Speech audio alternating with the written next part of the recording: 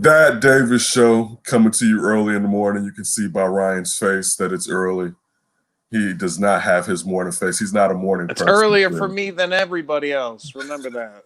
Yes, he is now on the west side, southwest, that is, in Tempe, Arizona. I am Kenneth Davis. Follow me at That's Davis, and Ryan is the executive producer of this show and Flippin' Friends. Follow him at Ryan B. Ski and Ryan B. Ski 1. A little bit later, we'll be joined by Shaun Davis from ESPN 1000 here in Chicago and also co-host of the According to Source podcast. Follow him at SD2 Mics. So listen, I want to go off top real quick. Take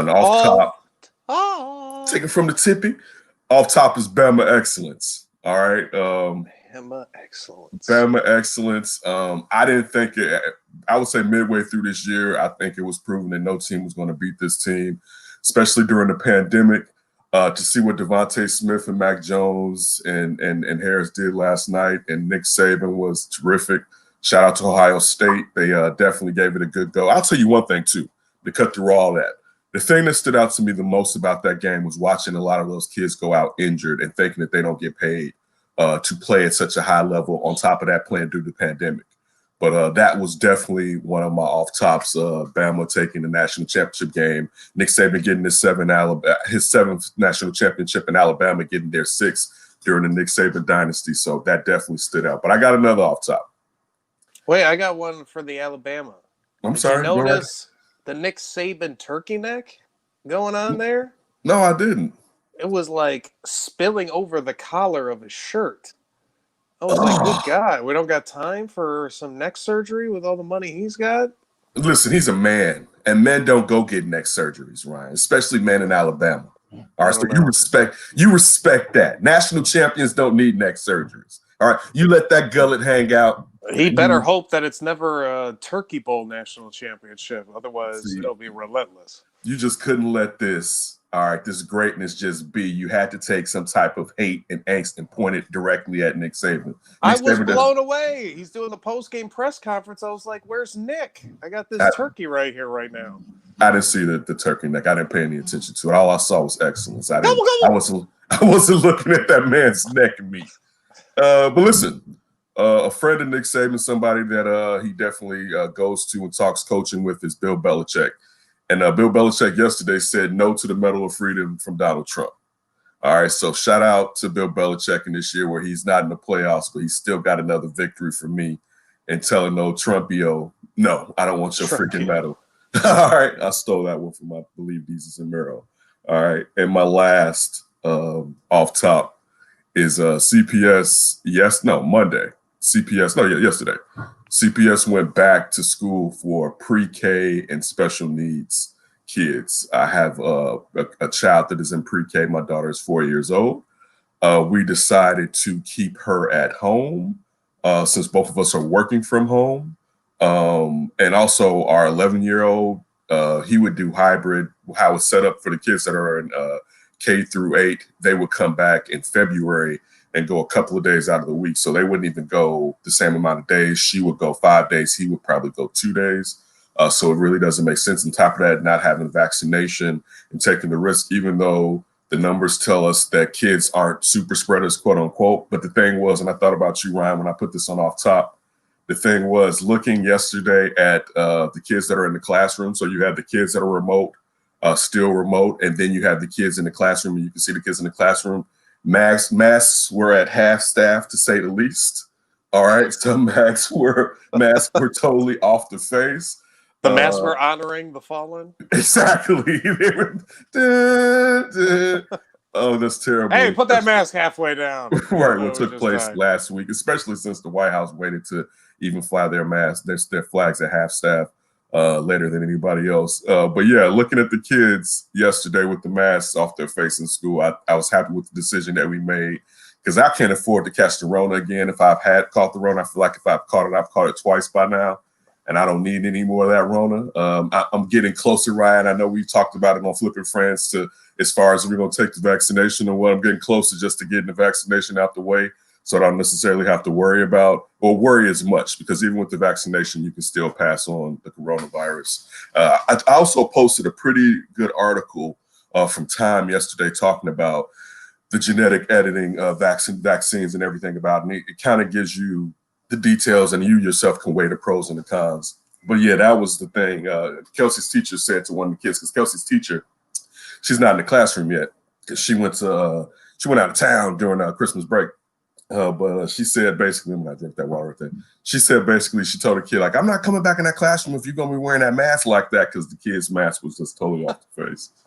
So yeah, that's my off tops for this morning, as me and Ryan venture into doing a little bit of morning shows before we start to make the donuts, to say the least. Do you have any more off tops? I don't think so. None that I gotta get this thing moving right here.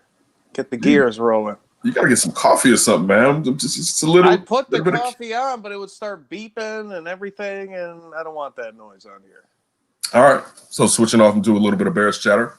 The Bears took that L from the Saints this Sunday.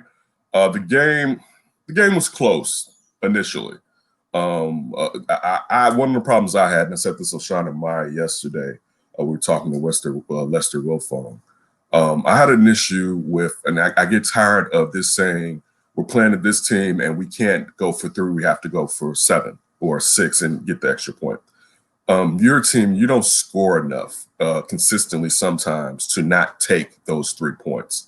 And at one point, if the Bears had just gotten 3 field goals, they would have been down by a point. And of course, you look at the end of the game, they would have needed more points.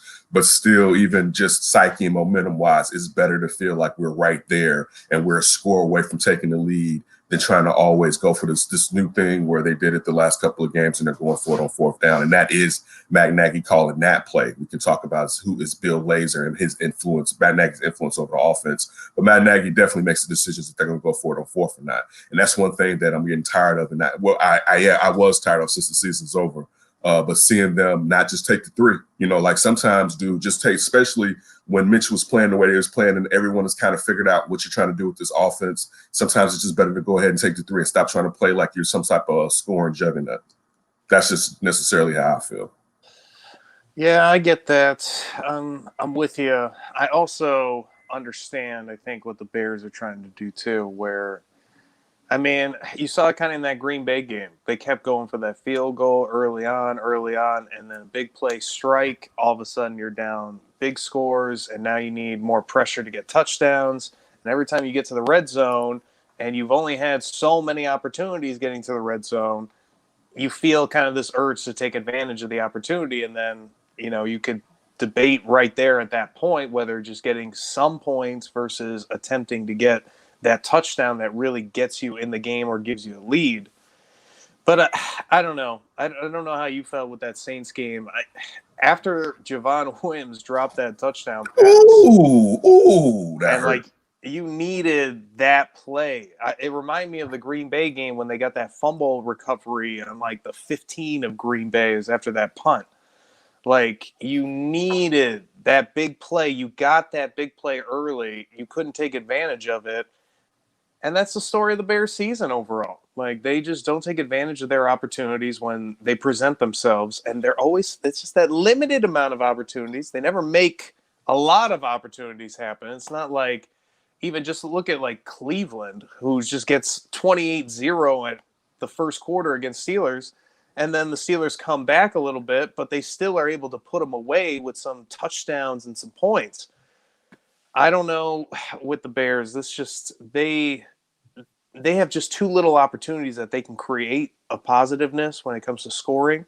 They can't take advantage of those opportunities when they do present themselves. And to me, that's what we talk about as a bad football team. And we know that they're not a bad team. They're just not good.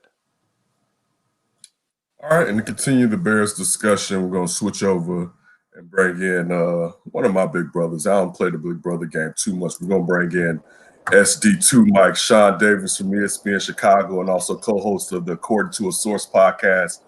Follow that at according to A2S Pod 1. Let me get that correct, Shaun. So Shaun, that's it. A2S Pod 1 with Chris, with Chris, and also our man Crawford, man in the ones and twos on that podcast. A really good podcast. I also saw the Lamont Pope podcast you dropped. We got to do a little Sox chatter at the end of this. Dropping off the daughter. Well, how's college? I haven't checked in on you, sir. Man, I'm a proud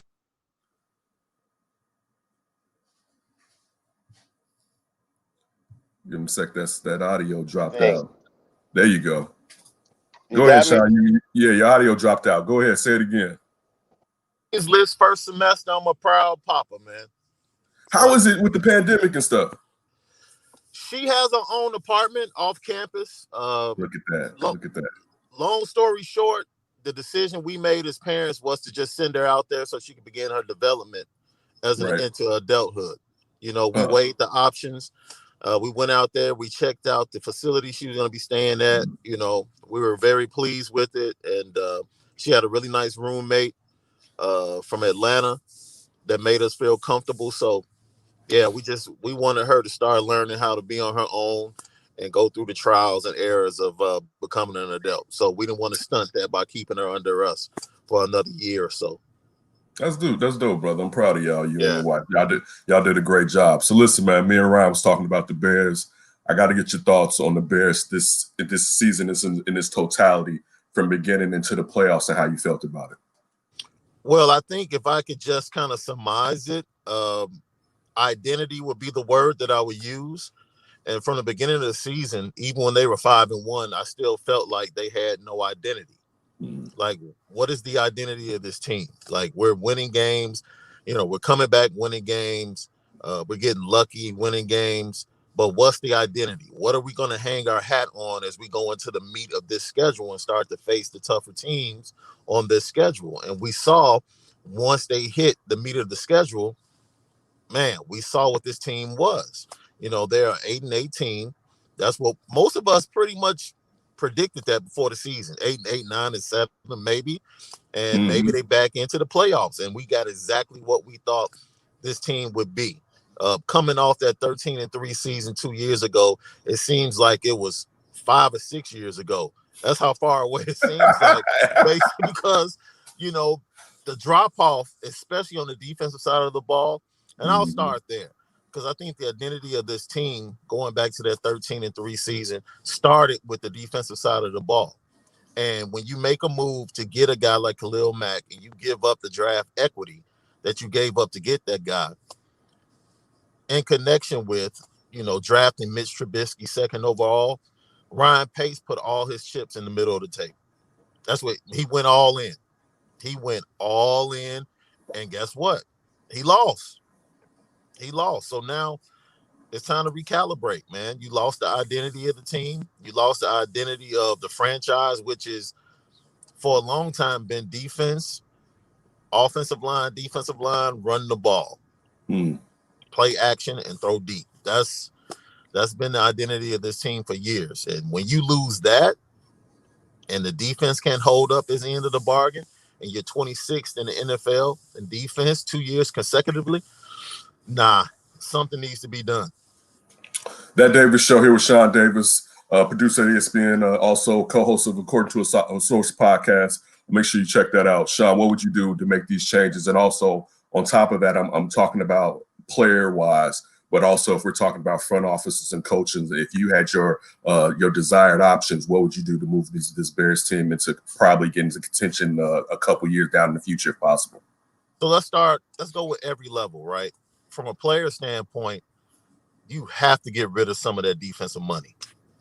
We talked about that in the text thread the other day. Yeah, everybody got paid off of that 13-3 season.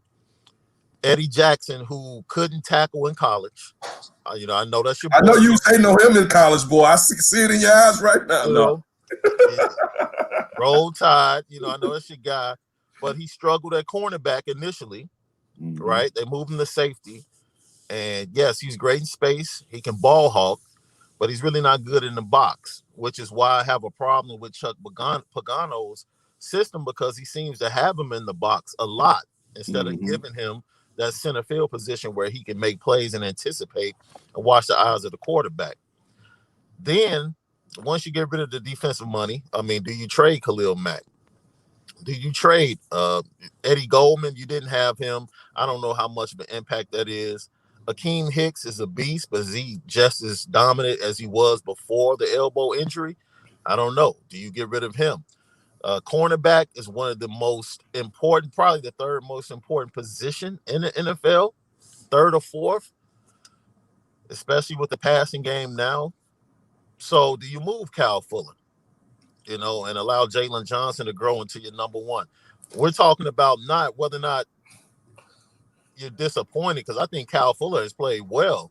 He played ball this season. To me, Yeah. on the defensive side, he was my favorite player this season with the wood that he was laying at this stage in his career. Usually you don't see players at his age trying to separate the ball from from offensive players the way he did this season. Yeah, I love the way he comes up and attacks the running backs, especially in the run game from that cornerback position. Mm-hmm. But the cornerback position gives you the most equity in return in a trade. And Khalil Mack would do the same thing. So, those are the two guys that I would say will give you the most draft equity coming back. And then you go up to administration. We know what needs to happen up top. We know we need more football minds in the organization. Will it change? You can't change the ownership. Nope. So there's nothing you can do about that. I mean, Ted Phillips is the money guy. We all know that, and he's done a good job. I still think the NFL, from a money standpoint, is not too happy. I wouldn't say they're upset, but they're not too happy with the fact that the Bears, being the charter franchise, just won't go and spend money to build a brand new stadium. They chose to refurbish Soldier Field instead of just getting a brand new stadium. That's what the NFL loves. They love for their organizations to have these brand new pristine stadiums that increase revenue, that each and every team share. So everybody is blessed by it, and all the owners are blessed, and possibly you can get a Super Bowl there. They were happy with Chicago to bring the draft here. Right. So you definitely know they took, the Super Bowl to cold weather options before. Minnesota, Chicago, Detroit. Yeah. So Chicago will be another great option. But administration-wise, you need some people in there that have a vision to really build a contending team, a consistent contending team. And who that could be, I don't know. I have to take a step back and say to myself, is there anybody that they've been connected to that I would trust? Or, now do we go to this supposed search firms? Because, the search firm is what got us Ryan Pace. Yeah. So, do Ernie Accorsi and his consulting fees. No, man, I would bring in every Chicago Bear. I would include Tom Waddle and sit down and talk to the old guys and say, look, in your minds, what type of guy do we need to run this organization? Look, Bears wise, and again, it definitely doesn't look like you'll get both of them. But if it's a choice on who had to go between general manager Ryan Pace and Matt Nagy, which would make the biggest difference next season, which one would you say? Okay, this is about to be seesaw, man, because on one hand, I would immediately say Ryan Pace, immediately, right? You cannot miss on your early picks, not the first and second rounders. And then you can't bet on a guy. Let me ask you a question. Both of us watch college football. At what point in their lives was Mitch Trubisky ever better than Deshaun Watson or Patrick Mahomes? Never. I mean, it's not even us just being facetious. It's just the truth. And, you were beating me over the head with Deshaun Watson that year that they were coming out. You had the tent pole up and was like, and it did make the most sense. But even to go with the Mahomes situation, and we all know that at Texas Tech, that you looked at that offense and didn't know if that could actually translate to the pros and would he be turnover prone. Ryan Pace said that he wanted to be bold. And the boldest choice would have been Patrick Mahomes, actually. Absolutely. Because you would have been taking the guy with the most upside who had probably the lowest floor. You know what I'm saying? Right. If he fails, he was going to fail. Like you had an issue because this kid would have been turning over the ball. So that definitely, you were right when it comes to Patrick Mahomes. But I mean, with Deshaun Watson. But you had to take Patrick Mahomes over that. And I won't even say, but the fact that you went with a guy that couldn't even beat out XFL player for the starting job at UNC. And Marquise Williams, yeah. Yeah, it says a lot about your desires. It makes you question why you picked that guy over those other two cats. Well, that right there was the demise of everything he was trying to put together, right? Because if he takes either one of those other quarterbacks in every other decision he tried to make, we have a totally different outcome. Right. So facts. Yeah. Right. So on one hand, I can look at the entire picture and say, okay, he's done a decent job except for that one decision. But in the NFL, that one decision is the most important decision that you have to get right as a general manager. So then I go to Matt Nagy. Coming in the gate, I know you didn't really like Mitch Trubisky. And in doing so, in spite, you chose not to build an offense around what he could do. You tried to make a square peg fit into a round hole. And you forced, in spite, to go against Ryan Pace. You chose to say, look, this kid cannot do what we need him to do. That's your fault. Because as the head coach, you have to devise a plan with the talent you have, which all great coaches do. They're able to build a game plan, not only for the game, but for the entire season based upon the talent on their roster. Because the NFL is not like college football where you just stack 5 stars, 4 stars for 2 years until they're ready to play. And then all of a sudden you're ready to go. No. Salary cap, everything changes, especially when you get that big quarterback that's making 30, 40 million. Right. Now everybody else on the roster suffers. We've seen that. So with that being like that, I just think the decisions that Matt Nagy made early on to depend on their defense and to force Mitch Trubisky not to acclimate himself to what he wanted, which was to run that Kansas City offense without the Kansas City pieces, which is crazy.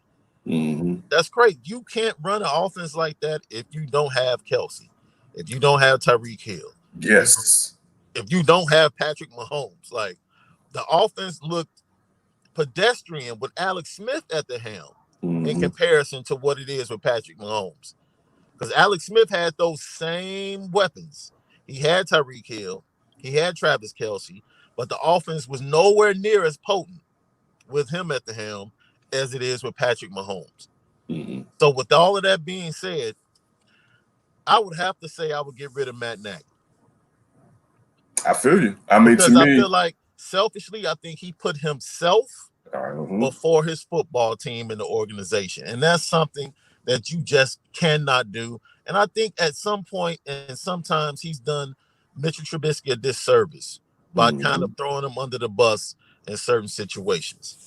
Now, listen, that Davis show here with Shaun Davis, producer at ESPN 1000, also co-host of the According to a Source pod, that is A2S Pod 1. Shaun, I'll say this.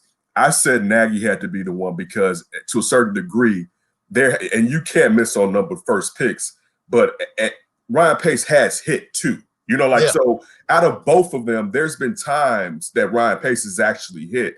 But if Nagy is the offensive wonderkin and also supposed to be a quarterback guru, he's failed miserably. But also, even if you look, and I can't put this on him because he's not the wide receiver coach, but if you look at that wide receiver room and the development of the players in that room, like, offensively, Matt Nagy's supposed to be developing these players from the quarterback, from the skill positions, and it really has to come to fruition. And you listen, I'm not even the biggest David Montgomery guy, but you didn't even put him in a proper situation. No. Like, you have failed at, outside of keeping the team cohesive, but also I think some of these guys are just pros, so I won't even give you all the props for not losing your locker room. But for you to be the offensive expert, you have brought nothing to this situation whatsoever. So to me, if I had to get one, it had to be him. You know what I'm saying? Because you've held us back, as you just mentioned with the Mitchell Trubisky. You did not acclimate yourself and try to build this offense around Mitch. And you said he has done Mitch a disservice because you kind of want to prove he was a bust so bad. You didn't set him up properly to see how good you can get out of him. We all know he's not a really good quarterback whatsoever, or really a good quarterback. He's decent. You know what I'm saying? He's a guy you wouldn't want to depend on, but you can sit there and say, hey, manage this, and you got some feet on you, so you may be able to get us some extra yards, you know what I'm saying, move the chains. But still, you didn't set that young man up as best you could. So I would say Nagy also, Shaun. Yeah, I have to go with that. And just the fact that there's no continuity. There's no continuity between your general manager and your head coach. When you have those two, at odds over the most important position on your football team, then what else can you get but an 8-8 season and mid performances? Listen, I got to talk to you about the national championship game. You came out spicy, and I love it. All right, coming at me and Tony Gill. We always go back and forth with the national game. I'm happy because you brought it back in, and I think I said Alabama was different. I posted that Alabama was different, and that's when you came and you said that the mobile quarterback was going to get us. And I'll say this, and I was going to sit there, but I was like, I'm going to wait. Jalen Hurts, because I think the last time we all know that at Alabama, Jalen Hurts wasn't necessarily a proficient quarterback. You know what I'm saying? Yeah. But when you look at the fact that Nick Saban used to try to win with defense and a great running back, and how he used to complain about the spread offenses and the haste and pace, that when he finally got on board with that, and looking at how good this offense was this year, I wasn't worried about Ohio State just because this is the best Alabama offense I would say that they ever had. You know what I'm saying, in the Nick Saban era, because Tua, I got love for Tua, but I've never been the biggest Tua guy. One, because of injuries, and to a certain degree against the best teams, he really didn't show off because that was half a Georgia game. You know what I'm saying? Yeah. So I've never been like I root for Tua, but I've never been like, man, when Tua gets to the pros, he's going to be that guy. But Shaun, I thought Alabama was going to win because this offense was just humming too well for Ohio State to be able to keep up. You know what? Shout out to Nick Saban for making that transformation and realizing where the game was going. And that's, Nick Saban, I give him credit. He's the greatest college coach I've ever seen. Ever. Not because, he's such a great defensive coordinator or a great defensive mind. He understands how to surround himself with people that are smarter than him. Facts. And he is comfortable enough to know that he is the guy. To use Reggie Jackson's words, he is the straw that stirs the drink. Like, he's comfortable enough, and he puts guys like Sark, and he's not afraid to go get guys that have had issues. Right. Allow them an opportunity to reclaim their lives and their reputation at the University of Alabama. We saw it with Kiffin, who's now at Mississippi, and Sark. Now he takes the job at Texas. I'm really gonna pray for him. Listen, that is you're dooming yourself. They want too much. That job is not as easy as people think. Come on, man. Come on. Listen, it's like Michigan with worse standards and a bigger fan base. It's like it's never gonna happen. Just give up. Yes. So not on the field so much, but I'm gonna pray for him off the field because I know the issues and the demons he's had to deal with. That's facts. And down in Texas, it's a lot of temptation. It's a lot of temptation if everything's not going right. So I'm definitely going to pray for him, man. But like I said, what Sark did last night and what he was able to do in creating an offense to get Najee Harris, Mechie, and Devontae Smith in space. Right. And made it simple for Mac Jones. It was almost like a point guard. Just get your guys the ball on the move in space and just watch them work. That was the offense. That was simply the offense, bro. Whether it was using motion, whether it was using formation to dictate, whether it was RPOs to open up the quick slant. Like, there was nothing. They ran quick slants, fly routes, wing passes. Bro, that was nothing fancy about the offense at all. And you're sitting there saying, why can't they stop this?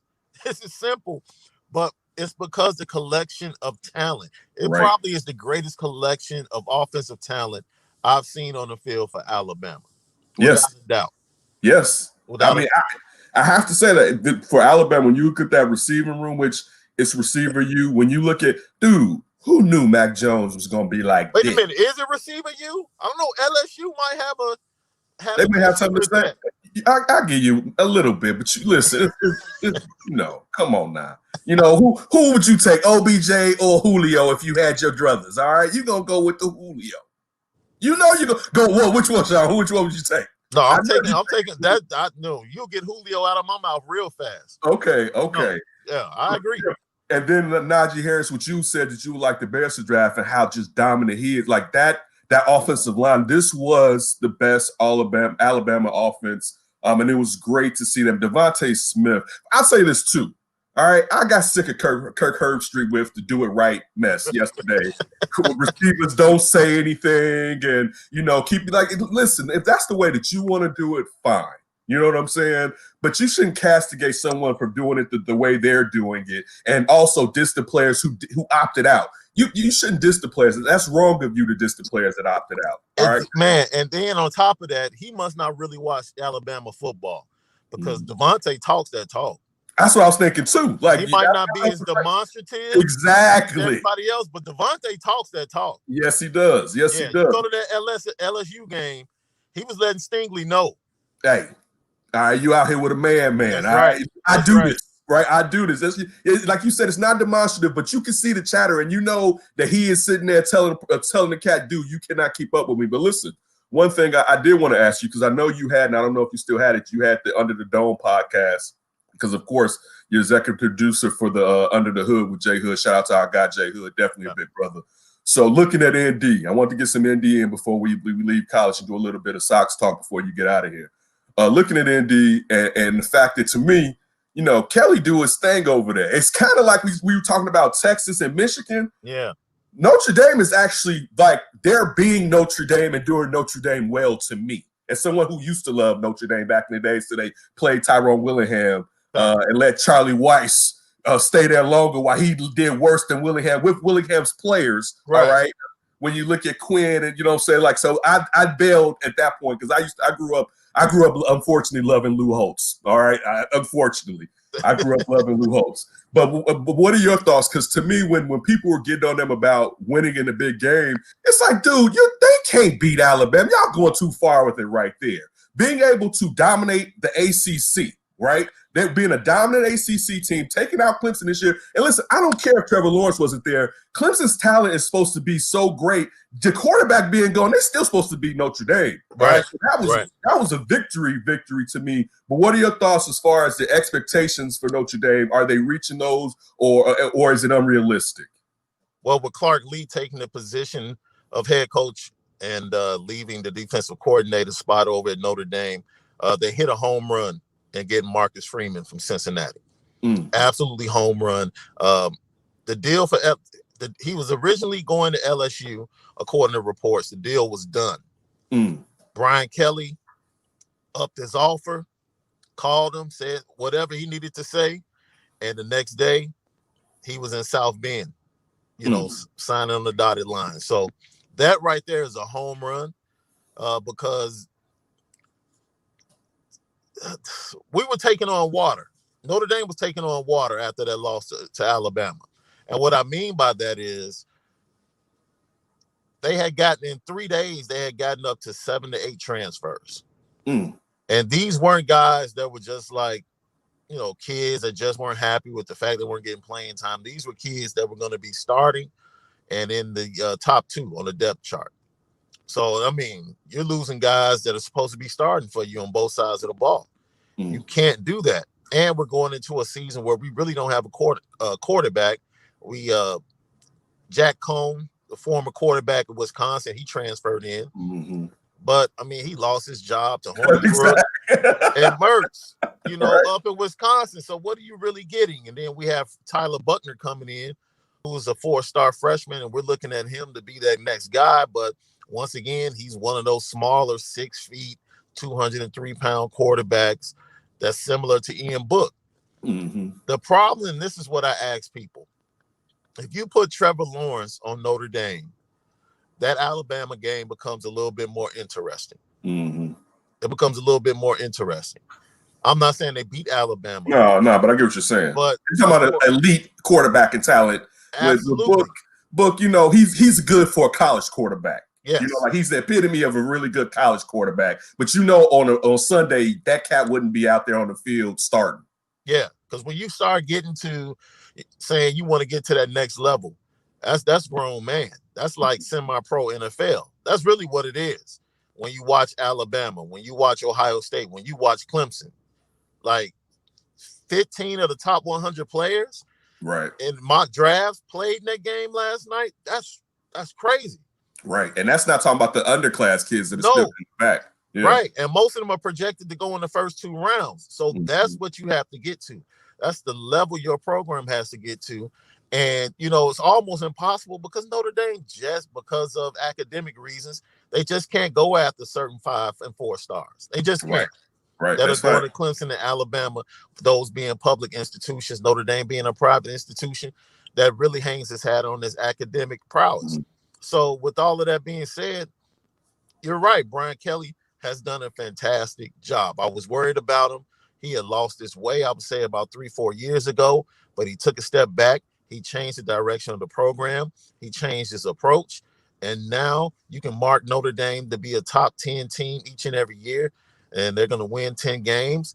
Now they're right on the neck of Clemson in the ACC. On Dabo's ass, as deservedly so. Trevor Lawrence is gone, but I mean, DJ Uiagalelei that's a big boy. That's a big boy right there, man.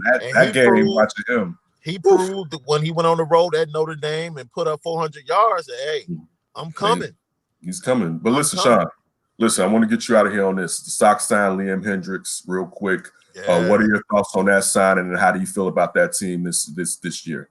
Yeah, when I talked to Lamont Pope about it like last week before the deal happened, we were kind of in anticipation mode. And I told him, I said, if you give me Hoyer, Crochet, Bummer, and Liam Hendriks on the back end, I'm good. With 3 bona fide starters? Yes. Outside of the kids? Yes. And if Ethan Katz can do anything with either Dylan Cease or Michael Kopech, if we can get anything from one of those two.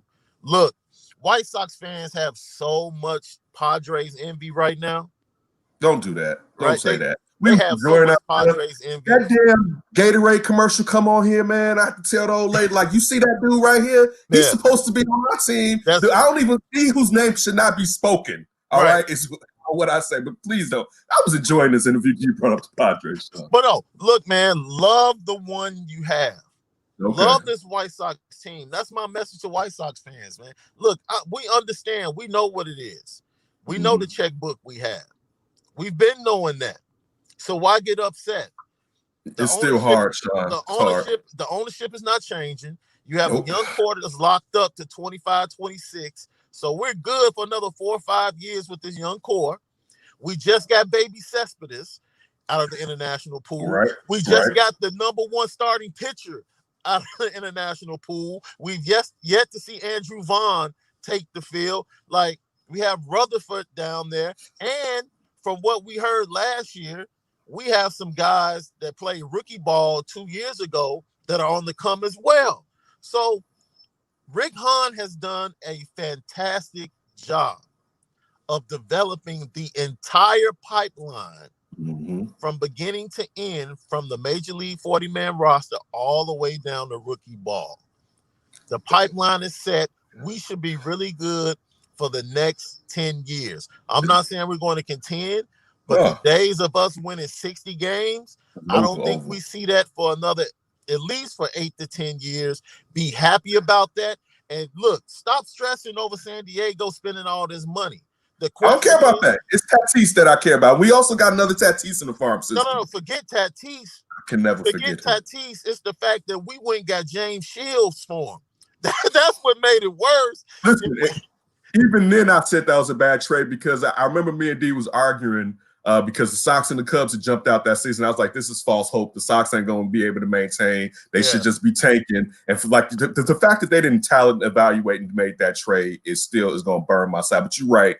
We should definitely enjoy this. And listen, I always appreciate it. I want to, and we'll do it in the future, I want to get into ministry talk with you. All right. And maybe that's a flip, but we got to start doing this more regularly. I miss you, brother. I appreciate you joining on. I love what you and your wife did with your young daughter out there at USC, man, and be proud of what you all did. And I will talk to you down the line, bro. Hey, man, as a Notre Dame fan, you ain't have to tell people what school she went to, man. Now you're gonna have ND Cats coming. I apologize. I'm just messing with you, man. I appreciate you. Love you, bro. No, love you too, man. Be safe out there, bro. Yes, sir. No doubt. And that is Shaun Davis, ST2 Mike's producer at ESPN Chicago. Also, make sure you check out According to a Source Pod. That is A2S Pod 1. Ryan joins back. Ryan, thanks for getting the get, even though I got the get. But listen, before we get out of here, did you have any up for grabs you want to go over before we jump out? Yeah, I got one up for grabs. What the heck do we do from here now that the Bears are eliminated? Is there anything worth watching in these NFL playoffs? Are you going for anybody? Anything? Talk to me. I'm going for Green Bay versus KC. That's what I want to see. I want to see Baby Goat against Aaron Rodgers is what I want to see. I'm going to look forward to the Old Man Bowl with the NFC South when it comes to Tom Brady and Drew Brees and the Old Man Bowl. I'm going to look forward to that. I'm going to look forward to see if Josh Allen doesn't implode. And I'm a Josh Allen guy. I had him coming out of that draft over Baker Mayfield and Lamar Jackson, to be honest. A lot of people that have Lamar rated as high as he should have been. But yeah, that's what I'm looking forward to. What about you? What are you looking forward to? Ugh, you just made me throw up with that Aaron Rodgers. Yeah, I like the Old Man Bowl. That's a good one. The Ben Gay just coming off the trophy. Just flowing off the trophy. You know what I would love to see? I would love to see your little Baker Mayfield, Josh Allen matchup. I think that would be a lot of fun. That'll be a good one. And I guess, Ryan, we got to switch over to doing a little bit of basketball and getting ready for this MLB season. But definitely, we always appreciate everybody joining us. Shout out to Shaun Davis for joining us. Also, we're probably going to have a JJ Stankovic interview coming up to talk about the Bears. I always appreciate the way that JJ views the Bears. Also, just make sure you check out Flipping Friends, and we always appreciate it. And be safe out there because we know nowadays it's crazy out here in these